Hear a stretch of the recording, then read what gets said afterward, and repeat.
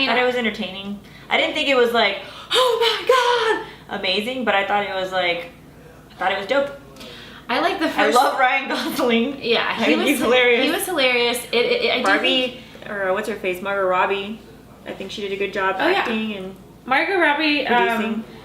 She makes the perfect Barbie, and it's a really hard role to play because you have to be somewhat vapid, Right. but also 'Cause you're a doll. have like slowly start to show more depth Right. as a human, because she slowly transforms from a doll to a human. So it's like a really unique role, and it's probably a really hard role to play. So I think she played the role well. She just didn't make me laugh a whole lot. But Ryan Gosling made me laugh a lot. And I actually liked it. Takes a lot for me to want to watch a movie more than once. And I wanted to watch Barbie twice. Mostly because it was so controversial, and it was stimulating all this controversial dialogue. Also, that was kind of weird. I didn't see why it was so controversial, to be honest. I went in thinking that, and I was like, well, what's so freaking controversial? And it's not. And that was controversial for people. What the hell? That's like men getting all like worked up, or people acting like it. I don't think it was that like man hating. Yeah, I don't think it was man hating.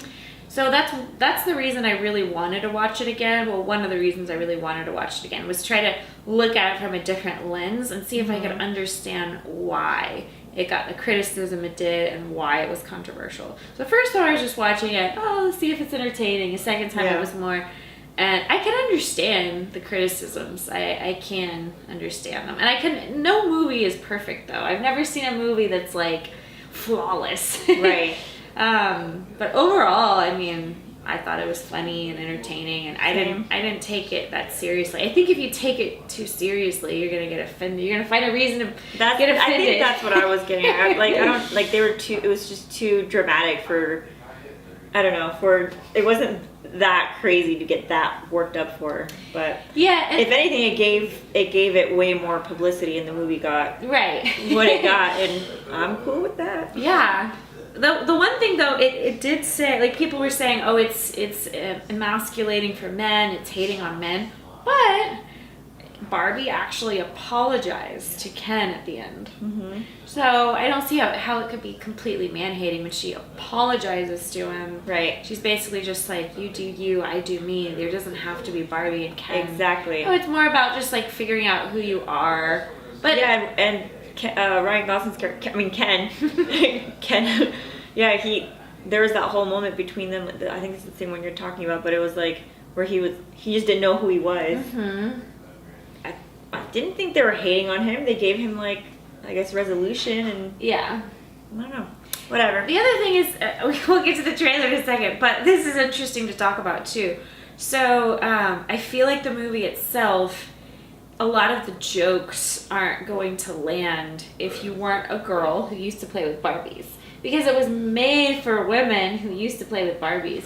And you might think, oh, well, it's man-hating, because you didn't realize that, no, if you were a girl that played with Barbies, Ken was the secondary character. Right. Ken was the arm piece. Right. And every little girl who used to play with Barbies knows this, that like, it was all about Barbie world.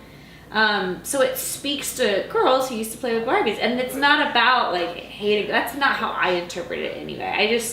And I think the jokes aren't gonna make sense if you weren't a girl who played with Barbies. But because otherwise it's like, yeah, why does Ken have to be the side character? Why does he have to be Barbie's arm candy or whatever? That's how it was. Because that's just how it was when you were a little girl in Barbie world. So anyway. Well, I wonder where they can go with this story now. Too. I wonder if they're going to, because one thing I really appreciated about the first movie is that it was very meta and and kind of like self-aware.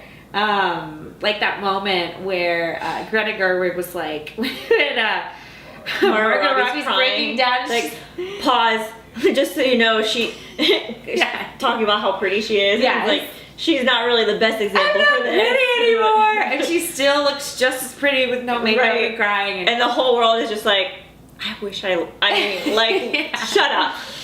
So, yeah, I agree with that. Yeah, the moment where they kind of break the fourth wall. But even, that's the thing, that's also valid for somebody like her to also express what it's like to be a woman, because even her experience, I know she's experienced it. No matter how beautiful you no matter are, how beautiful you're women are projected, or like have those insecurities that Yeah. are projected on you by like, I don't know, the patriarchy or like whatever, I don't know. Yeah. So I'm sure she has her insecurities, and She's allowed to like, you know, she has those too. have those She's too. a woman. Yeah, no matter how pretty you are, you're allowed to have insecurities. And Somebody out there has probably made her feel not as pretty or not as worthy or valid or whatever. Yeah. But I really like the meta part. So I hope the second one has that too.